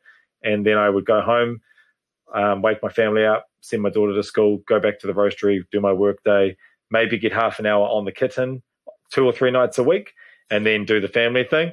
And then as time got closer and closer, I would actually start doing things like talking to a camera. I'd pretend that I was talking and actually verbalizing the information that I was trying to get across, because I was doing that whole visualization thing where it wasn't just in my head now. I was now sort of starting to verbalize and convey message information like permutations and how to get your hands to talk to your feet and how to do linear and non-linear, all the things that I was trying to do. And so by the time I got there, bro, I was so muscle memory, or just memory in general, I was just banking on the fact that if everything turned to shit because the environment is so foreign to me, sitting in a studio, 5 HD cameras on you in the Drumeo studio, and you can feel the energy in there. I'm also just off a plane, jet lag, 13-hour flight. I was just banking on the fact that the muscle memory for all that work that I'd done would still be there. And ultimately it did, man. So the live lesson went like that. I did everything I wanted to be able to do. I was running on about 2 hours sleep because I had real bad jet lag. They were the loveliest crew in the world, man. There's a team of about 40 people at Drumeo, full-time workers. Okay. It's a real powerhouse like that. Their whole operation is real awesome. They look after the artists really well. So they flew me and my family out. We stayed there for 2 nights in Vancouver. And then that was the first 2 nights of what turned into a 3.5-week trip for me and my family down the west coast of the US. Okay. And it was an amazing experience, bro. Just it's still quite surreal, to be honest, to think about it. It was a couple of years ago now, and sometimes people tag me in the content still, and I'll get emails about it and stuff, and it's just like, fuck, I'm just so grateful for the experience, man. And also the grind that I put in for it, like that was a real woodshedding period for me in terms of how to deliver information and speak and convey the ideas that I have as a player and stuff, and feel confident in the delivery of that, you know? Yeah. And that stuff's still popping up all the time. It still pops up, and it always will. And I think there was something that popped up not too long ago, and it was something on your foot. And I think I was one of those people that tagged you. I get those. Yeah, and Drumeo keep recycling the content, which is cool. That's and great. Yeah. It's funny, man. I look back on it now already. Like some of it's a little bit naff, the way that I talk and stuff. But ultimately, I'm really proud of it, bro. And that's the main thing. I just wanted to be proud of it, you know. Yeah. You've done some other clinics and like drummer weekends and that kind of thing. How have you dealt with that pressure? Because as well as drummers being peers, and there's a whole bunch that really dig it. Us drummers can be wankers too, and arseholes, and really judgmental, and it's like any one sort of group of musicians all together, you're always going to get those people out there that think they can do it better and will let you know and that kind of thing. So how did you deal with that, with that pressure of, sort of playing live to a room full of drummers? Well, I kind of think that the Instagram, the way that went, probably set me up pretty well for it, because it is a concentrated room of drummers as well, and everyone's really honest online. So if they don't like you, they just tell you. Yep. And so it actually got me a thick skin pretty quick. Okay. The difference between a clinic and Instagram is that you're doing it live, and so you don't have the luxury of editing and deleting and stuff. I only ever used my phone anyway, but I still got to choose where the clip started and where it ended, Yeah, right, okay.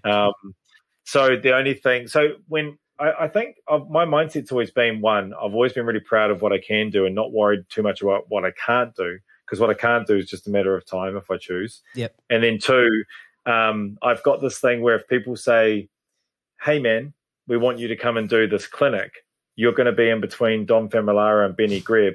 Could you do a 45-minute workshop performance? If they are asking me that, they obviously believe I can do it. Yeah. So then all I have to do is put the work in. So imposter syndrome and all these things always happen, man, because it's just the nature of the beast when you're a creative. Yep. But the whole point of getting better is through the path of doubting yourself, Yep.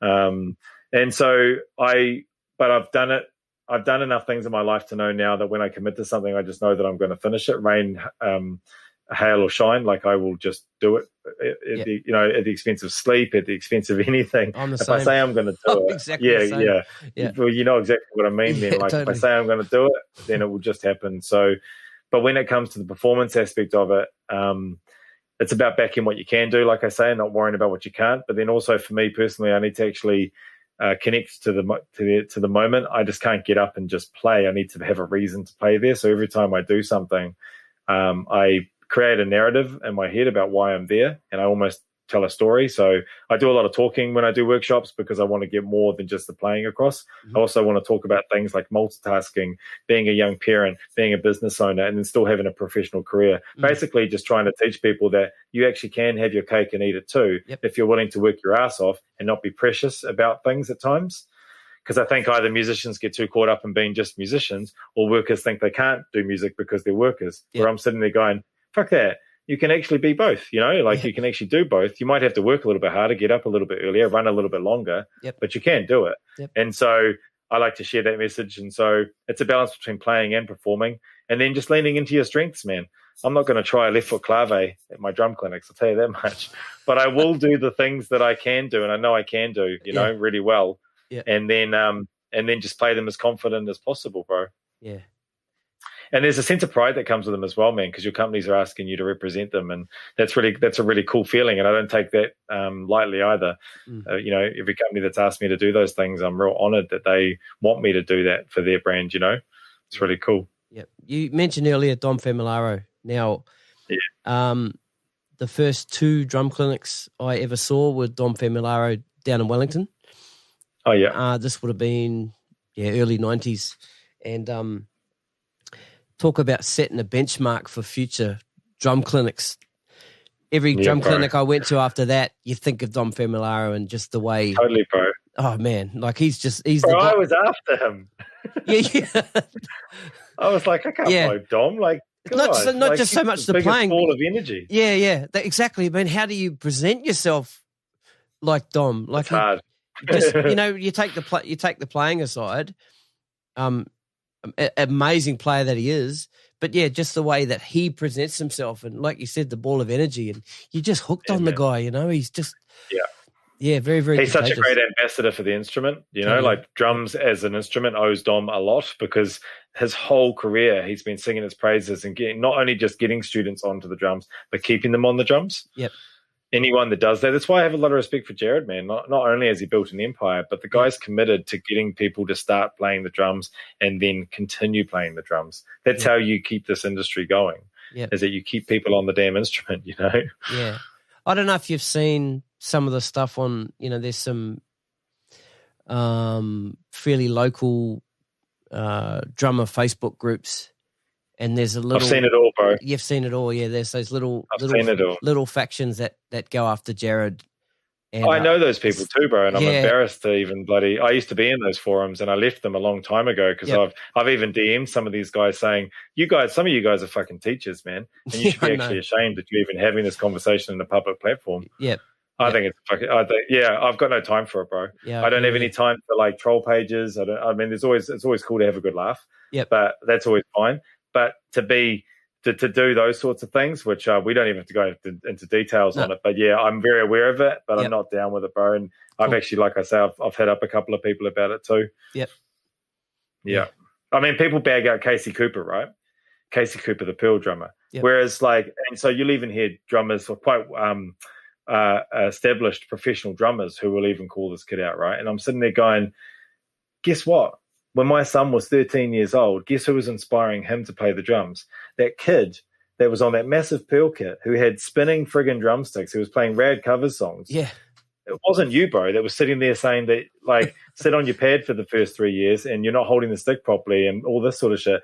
It was the guy, it was the kid. Like, you cannot begrudge someone who inspires someone else. That mission accomplished, bro, Totally. So I don't have any I've got a real strong feeling about those things and no ill will to any of those cats, Yeah, that's cool, man. Yeah, that's good.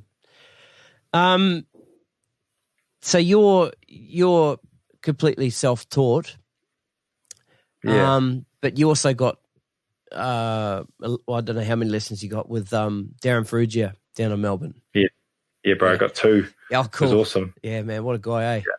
What a guy. Yeah, he's a dude, man. Yeah, we've crossed paths a bit over the years, just through the scene and stuff. And it was actually at one of the drum festivals where I wanted to get a lesson with a drummer named Andy Gander. I saw Andy Gander play at the last festival I did, and I'd never seen a player like that. And not in Australia. I didn't even know, because, man, he was basically, I was sitting there going, shit, he'd give Vinny a run for his money, man. Yeah, I hadn't seen a player like Andy he's before. that guy. Yeah. Yeah, and I went up to him afterwards, and I was like, Jesus, dude, that was an absolute pleasure to watch you play. Like, you command your instrument. It was just like same thing as we were talking about with Darren, just real centered on the throne. Yeah.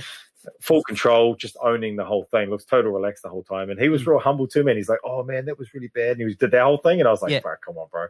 And I said to him, I was like, I'd love to get some lessons from you, man. And he goes, oh, yeah, cool. Well, I'm based in Hong Kong. When I'm back next, we can do some lessons. And I said, great. Yep. And we kept in touch. But long story short is he got sick over there and he couldn't come over for the trip that we had scheduled a lesson on. And I said, oh, could you recommend someone? He said, yeah, man, go to Darren. And I was like, great. So I just took his advice and I messaged Darren saying, because Darren and I had actually met in passing at that same festival. Darren wasn't playing. He was just out the back. I think he was catching up with Andy, to be honest. And I had said Andy had recommended you, and would you are you available for lessons? And he was like, oh, he did that whole thing like, oh, I don't know what I can teach you and blah, blah, blah. And I was like, oh, don't give me that, man. Like, I basically went to him because I wanted to tidy up my hands pretty much. There was no real pressing issue. I just wanted to get more out of my hands. I wanted to get, because I'm self-taught, it's not so much that I know there is bad habits in there, but it was more like I don't know how I can make myself better without talking to someone who is better. It's that whole thing.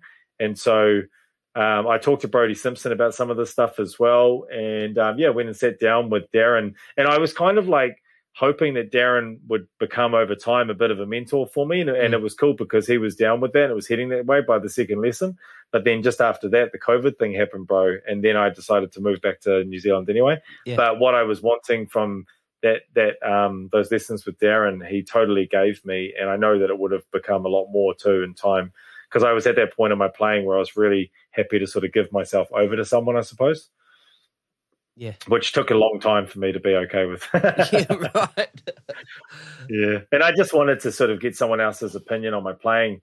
None of that blow ass shit. Just more like, just straight up, man. Just like help me, help me as a person, And he was really like that, so it was great. He's a great player, man. He is. He sure is. Talking about your right foot, I remember seeing some videos. You were playing Pearl drums at that stage, and you were using Pearl Eliminator pedals, and the Pearl Eliminator pedals have that removable plate, with the Your father made up some custom plates, didn't he, for those pedals? Yeah, because the Eliminator, I got my first Eliminator when I was 19 years old, the first year that they released them. So it's forever been one of my favorites. Yep. Just as a tangent, my top 3 are the Eliminator, the JoJo pedal, so the Sonor JoJo, and now the FP9 as well with Yamaha. So the red line has been the Eliminator has been in my drumming career, most of it, to be honest. And the problem is that I always found the grips to be a little bit intrusive, and so I would take them out a lot. But when I would take them out, grips would get in the holes because there's a little bit of a gap between the plate and the base, and or the footboard. And so I was telling my dad this, and he's like, oh, I'll just make you a plate. Just tell me because my dad's an engineer in Hastings, and he's like, I'll just make you a plate. And I was like, oh, cool. So he made me 2, and he put the rumble gloves on. He laser etched the rumble gloves on one, and then he got my name Stan laser etched on the other one. And I was like, oh, that's cool. And I used them at that drum festival, the Sydney one. That was the first time I used them. And I put up a post about them just saying, oh, sweet. My old man made me these. I've been wanting these for a while now. Love the pedal. Can do without the grips. This is perfect. And bro, I just got inundated for requests for these damn plates, eh? Yeah. And so I said, like, bro, I reckon I got in that first day 200 messages about those plates. Yeah. Like, no shit. Yeah. And I wrote him, so everyone was like, oh, where can I buy these? Where can I buy these? Can I get them? Blah, blah, blah. And so I messaged my old man and I said, hey, can I get some more of those plates made? And he's like, yeah, how many? And I was like, I don't know. I reckon like 200. And he's like, oh, shit, okay, sweet. And so, yeah, he got them made, and because he's an engineer, he got a good price. And I actually don't even think he even charged me in the end. But he sent the plates over. He'd bored out the holes, so the screw was flush to the plate, and he'd smoothed the edges out as well. So they're as legit as they could be for a third-party addition to the pedal. And then, I just put a post up, and one by one, bro, I sold them all. That's great, man. Yeah, it was great. I sold like heaps to people, heaps in the US, a few in Australia, lots in the UK as well. I've still got a couple as well. I've got maybe 3 or 4 left because I'm never going to get them made again. People have asked me for the schematic since, man, like the actual the CAD, and I'm like, nah, I'm not going to get a CAD. Yeah. And then Pearl even ended up releasing a version, like a dialed back version of the Eliminator without the grips on anyway. Really? Because they were tagged in so many posts. They knew about them because I was playing Pearl at the time, and my rep had told me that they were really interested in it and thought it was cool. Wow. So there you go. That's really funny, cool. eh? Yeah, that's awesome. Yeah. That's why I kept them too, because that was a cool little piece of time as well, a little period, little hustle, Yeah, that was cool. I remember following that sort of, because like I said, I was at that Sydney thing, and you were talking about them, and then I did see those videos come up and could see people asking for them. Yeah, it was really cool. That's why I mentioned it. Yeah. Hard out, bro. Yeah, man. Another thing I used to like watching, you would set up in the Rumble Coffee building, and you could see the sacks of coffee around the place, but just the sound of that room. I know, the reverb. It was awesome, eh? And that was still off your iPhone, eh? Yep. So I never used mics, and so that was back then. It was like an iPhone 7, I think. It would clip a little bit, but it was just a big brick room with a couple of wooden walls that we put in. 200 square meter warehouse essentially. Yeah, with no neighbors, bro. So I could just go, and it just sounded real great in there. Right? I still get people going to me, "Oh, I miss the reverb." It's so funny because like I got really over not only playing my drums there, but seeing my drums in there online.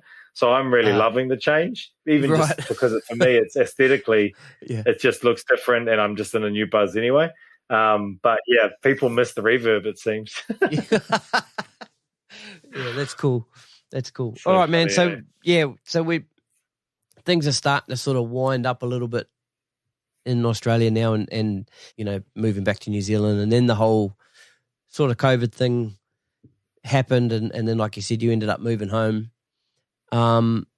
Let's talk about the call from Shapeshifter, because you hadn't been in town very long. You'd only just got back. How did that come about? And just mention that first, and then I've got some other questions. Yeah, bro. So I got out of quarantine on the 5th of December, and my wife and daughter went into quarantine on the 7th of December. So we flew separately because we have a cat who was quite young. Okay. So we wanted to fly her over in between our flights. So I came out on the 5th. My daughter and wife go in on the 7th. So they weren't coming out till the 22nd of December, just before Christmas. And meanwhile, my container turns up. I set up the house in Papamoa, get everything relatively sort of going. And then the night that I'm driving back from Auckland after picking them up, I hadn't seen them in 5.5 weeks at that point. I get a message on Facebook from Robin, Darren's partner, who I'd met a couple of years earlier at a wedding.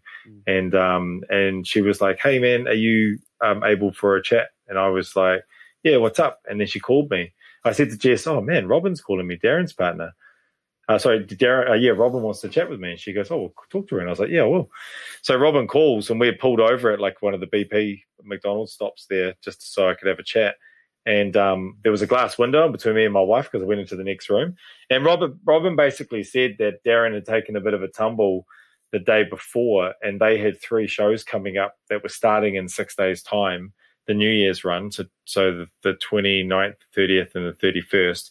And would I be able to train up as a backup for Darren in 6 days over Christmas, basically? Would I be able to learn a 90-minute drum and bass set that's on average between 180 and 200 BPM of 13 to 14 songs? Yeah. And one of them is like 2 songs stuck together, which is 16 minutes long. Yeah. And would I be able to get that together in 6 days' time?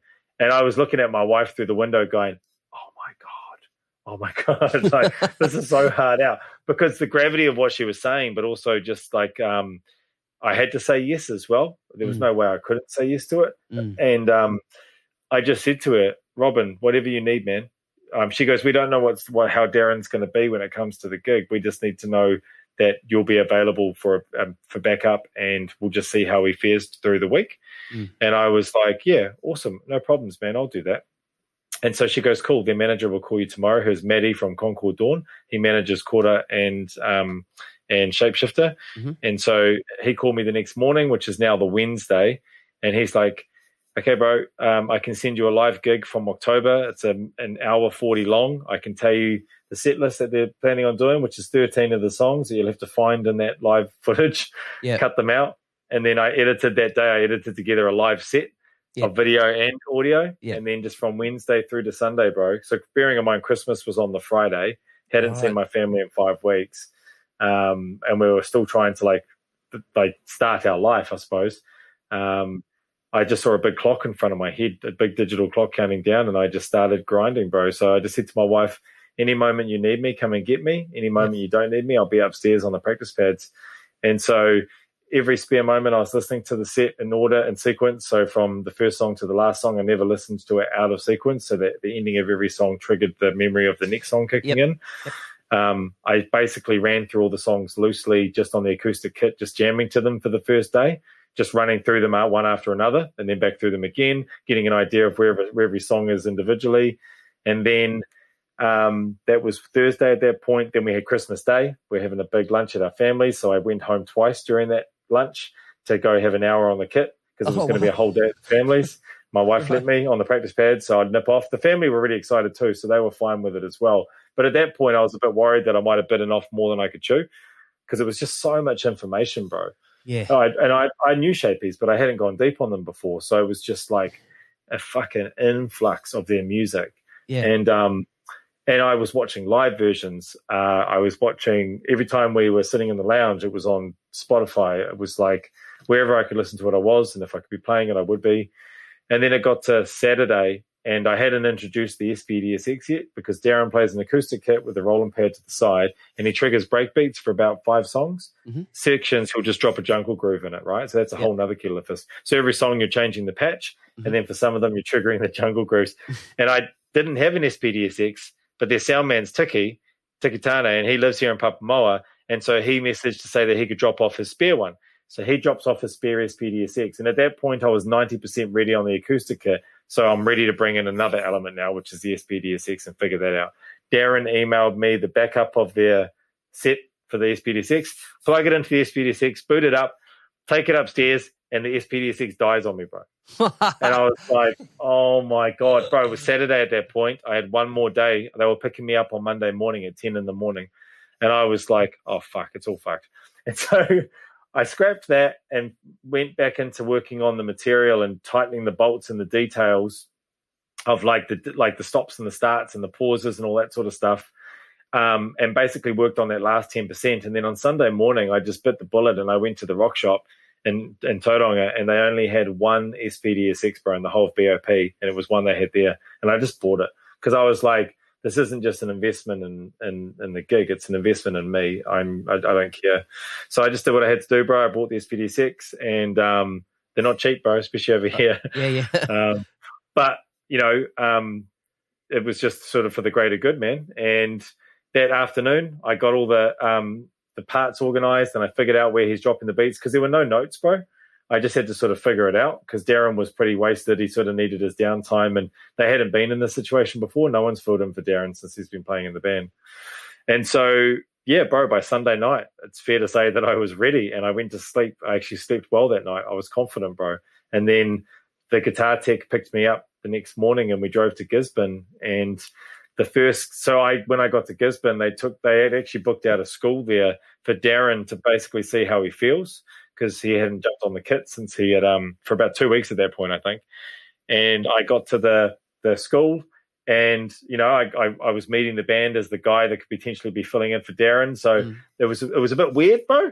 Not with Darren, but with everyone, you know, like not with Maddie either, or Robin, because they are the ones that called on me. But the band were like, they weren't stink or anything. It was just obviously an odd situation. And so I just went in and I just said, boys, love your music, man. I've just gone deep on that shit for 6 days. Just know you don't have to entertain me here, man. I'm just here to make you guys feel good. if Darren's all G, great, bro, I'll just stand beside him, man. And just if he's at any point he needs me, I'm good to go. But if not, if he doesn't need me, that's totally sweet. Just know that I'm only here to help and it's all good. And then from that moment onwards, man, it was just like the most amazing 4 days with a bunch of incredible people. And I was just there looking after my boy, and it was awesome, bro. That's wicked. And I didn't even have to touch the drums once. That's the funny thing. So the first gig was a little bit hairy. He gassed out a little bit at the start. I think he sort of he realized he just started sort of, you could tell that he had pushed it a bit hard. And me and the drum tech, Damien, were giving each other the eye. It was a little bit like, shit, do we need to tap him out? But he pulled back a bit, and then he sort of got his energy levels right, finished out the gig. And once he finished that gig, I knew he was going to be fine. But all I had to do was sort of stand side stage with my in-ears and holding my sticks, just ready, bro. And if he needed me to switch him out, I was good to go. And I was ready. And I just did what I had to do and so it was cool because I found out that had I said no, then they would have had to cancel the shows because they didn't have any other choice. Everyone else was gigging. I was the only guy that wasn't gigging because I just arrived in the country. Yeah, right. So that's sort of why they called me, which is great for me. Yeah, but for sure. But it was also great too because I said yes, and I'm now the guy that said yes, bro. I'm not you're the guy. No. Exactly. I was about to say that. You're that guy. That's Yeah. cool, man. That's cool. And yeah, we amazing experience, bro. Yeah, we spoke before we recorded about I had Darren very early on in the podcast, like episode 12 or whatever it was. And that was a funny story because I'd sent when I first started the podcast, I was sending messages out to people and just to see, just random, just chucking it out there, got to give it a crack. And 3 o'clock in the morning, Saturday morning, I get a message come up on my phone and it was Darren. Yeah, bro, that'd be great, man. We're playing tonight, blah, because we had, I knew that they were coming to town and I was kind of thinking, maybe, if he gets in touch, we could sort of meet up and have a chat, and then that idea sort of died away. And then when I got this message at 3 a.m. and he says, "Hey, yep, come along, I'll put you on the door."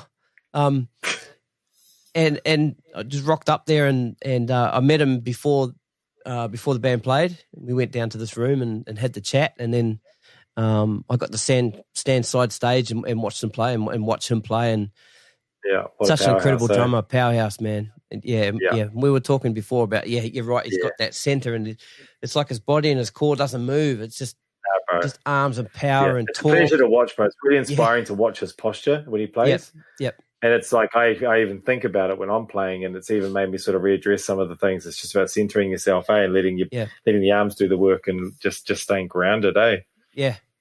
And then a couple of months later, because I got to meet the other guys in the band that night too. I had Sam on the podcast.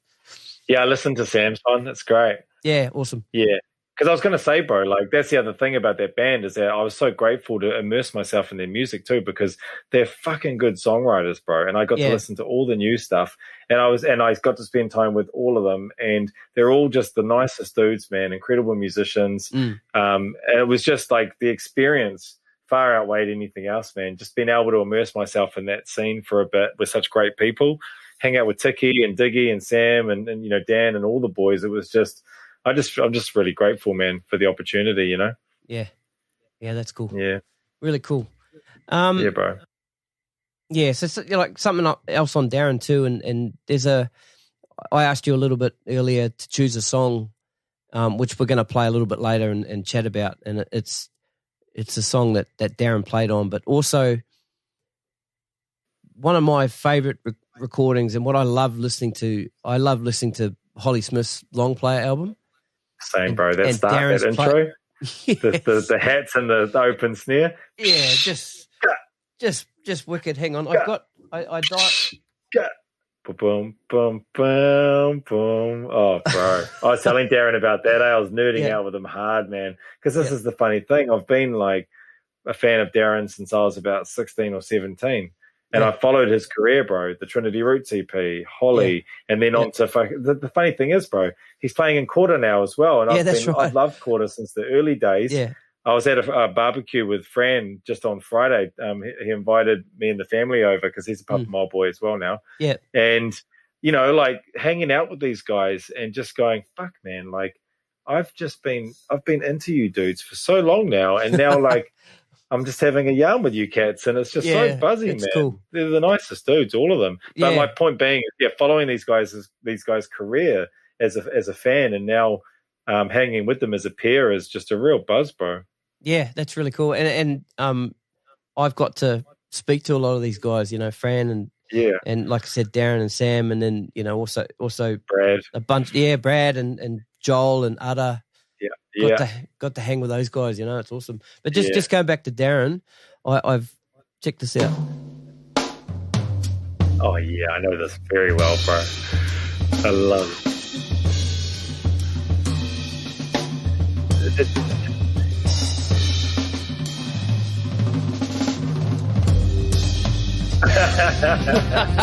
Bro, I'm listening to that intro. And I love the stick hit. I love the stick hit that he does in the middle of it, over the roll. Yeah. Bro, I love that intro. That is so good. That's his jazz chops, eh? God, he's a bastard. That's it. And then there's this one.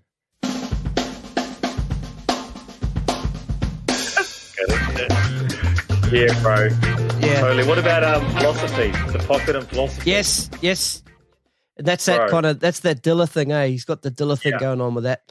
And bro, he doesn't budge from it. No fills. He just stays on it the whole time. And that's what I love and hate about him. He just stays on it. He doesn't, because he's got so much facility, but he doesn't need to use it. Yeah, that's right. This pocket, bro. And where he comes in as well. Listen to where he comes in.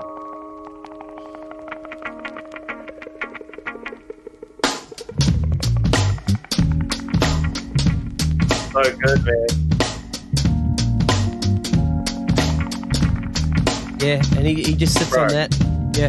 That's real hard too, man. I've played along to that song, and it's way more Dilla than what you even think it is when you're actually playing it. Yeah. It's hard, bro. Yeah. It's funny you say that because... as well. Yeah, and because, you know, Dilla, those beats were machines, man. I know. You know, and you've got... he's swagging hard, but he's real metronomic too. It's a weird groove because he's so on, but he's so in that swag feel as well. He's pretty much as swag as you could be on it before it becomes a swing groove, you know? Yeah. It's so good, man. Yeah. See, Darren's old drum teacher, he was my drum teacher at school. Who's that? Lance Phillip. Oh, true. I haven't heard of him. Yeah, he's based out of the uni down there in Wellington, and he has been for years, and he plays in the Roger Fox big band. Oh yeah, I've heard of them. Yeah, I've interviewed him. Go back and listen to that, and you get to know a little bit about Lance. He's an incredible drummer, incredible musician, and like it. Yeah, someone everyone should know about, I think. Yeah, definitely. That's awesome. I mean, if he taught you and Darren, that's awesome. That's well, don't compare me. I'm throwing you in there, bro. No, bro.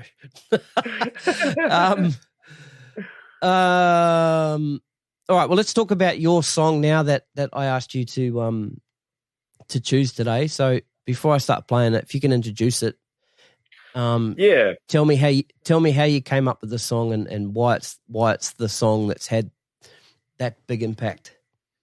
Yeah, I suppose, like, regardless. Okay, so this song has like a couple of meanings for me. For one, like, it's Trinity Roots, and so Trinity Roots is sort of my, like, he's my messiah in New Zealand. He's like him and Neil, they're my guys. I've been a fan of Warren, like, all through his career as well, and his story. You know, being a tutor at the jazz school in Wellington and stuff, and so back in the early days, just watching him do his thing and listening to it all and stuff. And I got into the EP, and this is when I found out about Darren, because Darren played on the EP, but he didn't play on the album. And so, like, regardless of the drumming that Darren does on the EP, which is the song that we're about to play, when the album came out, the same song was released on the album as an acoustic version. There's no drums on it. Mm-hmm.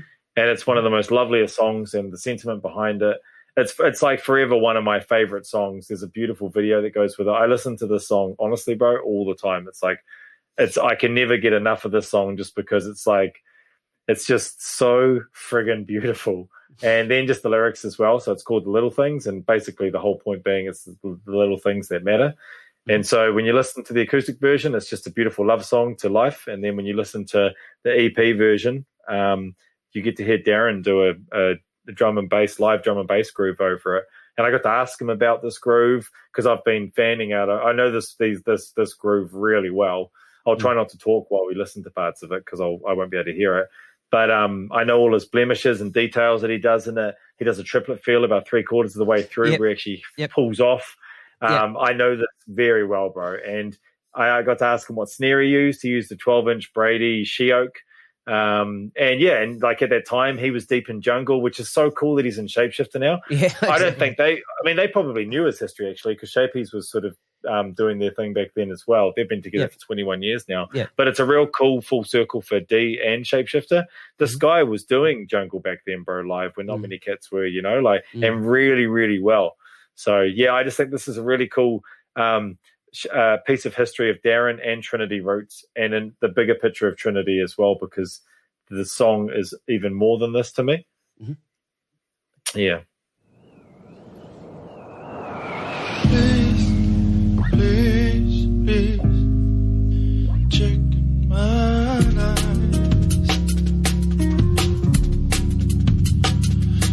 Let's go.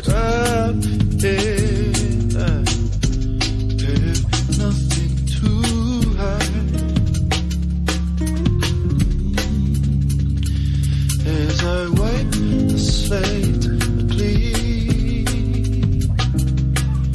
share this with you. Can you pause it for a sec, bro? Yeah, man. What I love about this take as well is that you're hearing all the placements of the sticks around the snare. You're hearing the sides, like it's not even mishitting, but the voices of what that snare can offer as well when he's hitting a little bit to left of field, a little bit to right of field, and then the accents that he throws in on the hats. This is such a detailed drum groove, bro. There's so much going on in it. And you talk to Darren about it, and he's just like, oh, nah, bro, I was just, bro. Like, It's like the guy couldn't be any more humble. And, like, I hold this drum piece in just such high regard, eh? Yeah, cool. As you will. That's cool. The pain of your soul. It's the little things, they break you down. It's the little things, they wreck your life. It's the little things, they make you mad. It's the little things really matter.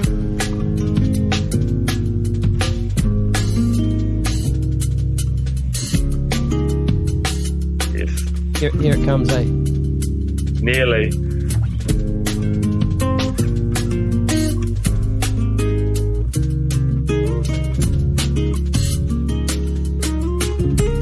Oh, yeah. Yeah, there you go. That's it there. There's another one too, though, bro. There's another one a little bit later. Right. It's a fill. Yes. And times,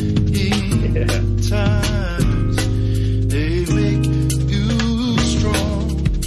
Oh. You take your Another beautiful fill there. pass it around. Pass it around. So this. Here we go. Move on. It's the left they break Here we you go, down. man. It's the little things, Like, bro, what the hell? they wreck your life. So good. It's the little things, they make you mad. It's the little things. So Yeah, good. It's funny something though, else. like I've talked to a few people about that track, and some people just don't get on my level with it. But but man, that drum take just, I don't know, it just does it for me so much, eh? It's the details too, like his dynamics in it, the ghosting in it. He's got full control the whole time. There's nothing there that he didn't intend to do. There's no mistakes. It's just exactly, and that's the thing with Darren. He knows how to play, bro. He knows how to control the situation, you know? Yeah. Wicked, man. All right. So what are you up to now? What's coming up in the pipeline?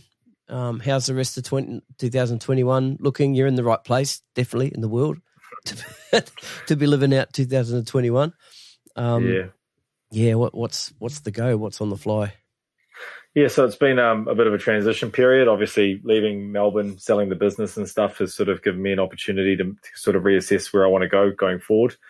But there's also like a moment in time too where I've got a brief period here where I can upskill if I choose to. And so I've only been here 8 weeks. It's only been a short while, but things have been sort of pumping along pretty quick. So I've been actually in the last couple of weeks in particular. My goal for 2021 was to learn how to record myself and get into production for myself, essentially. Yep. So I'm going to be working with a few audio companies this year and whatnot, stuff that will sort of be announced a little bit later. But that was my personal goal, was to conquer how to record myself. And then at the same time, man, like I've always, because I play guitar and a little bit of piano, not much, but a little bit. And we've got a keyboard because my daughter plays piano. I've actually wanted to get better at the theory side of things as well, because I've always wanted to be like an all-encompassed musician. I listen to music that way. I definitely play music that way. I contribute to music in bands as a drummer, more as a musician. I tend to sort of fall into those band leading roles, and so I just kind of wanted to upskill really in the whole thing. So back when I was 18, I did WinTech we didn't even get into this, but I did WinTech for about a year, the 3-year bachelor degree, music major. And then my son's mum got pregnant, so I decided to leave so that she could continue going to tech and finish off her degree. And yeah, I've kind of come to a place now where I want to reconnect with some of that and turn the brain back on. So I've actually just been talking to the local Polytech, and they've said that I can come in on second year on a 2-year diploma, which focuses on advanced music theory and music production. And because of my industry experience and my age and also my previous WinTech stuff, I can actually come in the second year, and I potentially don't have to do all the papers as well to get the full diploma. Great. And I'll get access to the facilities they have, and they also work with other studios as well. And it looks like it's going to be a situation that's really on my terms too, and they're awesome tutors. And so, yeah, bro, I'm really going to use this year to upskill while I can before me and my wife sort of settle down, and my lifestyle is sort of set by my wage or whatever I have, and I can't really break away from it. So this year is about upskilling, bro, and I'm going to go back to the books and do a bit of learning, bro. That's mean. That's great. Which I'm really, really fucking excited about, man, because I honestly do, because as soon as my son came into my life, it's just been about earning and surviving and giving him a life. And then I met my wife, and then we had a kid. It's just all been about that while I've been doing the drumming on the side. And it's always been this thing that's a little bit over here, to be honest. Yep. But this year, I think coming back here and just the situations that have popped up in the last few weeks, and the people that I'm fortunate enough to be hanging out with now, and even the couple of projects that I've got on musically at the moment, I've just realized this is the time to sort of double down on me, and then just make whatever I want of it, bro. Like, I'm interested in teaching. I'm interested in workshops. I'm interested in performing. I'm interested in recording for people. I'm talking to Andrew from Solar Rosa at the moment, and we're going to do some drums later in the year because he's putting together some work for his next album. And, like, the world's really small here, bro. And so I kind of just want to arm myself with as much knowledge as I can while I can. And so that's what I'm doing this year. That's cool, man. Yeah, all power to you for that. That's great. That's really cool. Anybody you want to give a shout out to? Well, I definitely want to give a shout out to my lovely wife. I don't really mention her enough. I mean, she came into my life when my son was 2, and every success that I've had is definitely because she has supported all those decisions and everything that I've attempted to do. So got to give her a big cheer. And then it's always good to give my companies a shout out too, because they look after me really well, and I'm real honoured to pay their gear. So Yamaha drums, Istanbul cymbals, Remo drum heads. I've just signed up with Winston drumsticks recently, who are a Swedish drumstick company. Awesome. Thomas Haak uses them. Morgan Agren uses them as well. Awesome sticks. Super stoked to be with them. And then, just a couple of other guys like Mono cases. All Birds have always had my back as well, which is really cool. And that's about it. Audio Technica as well. They've always been good to me too. I saw your face on a Zoom ad.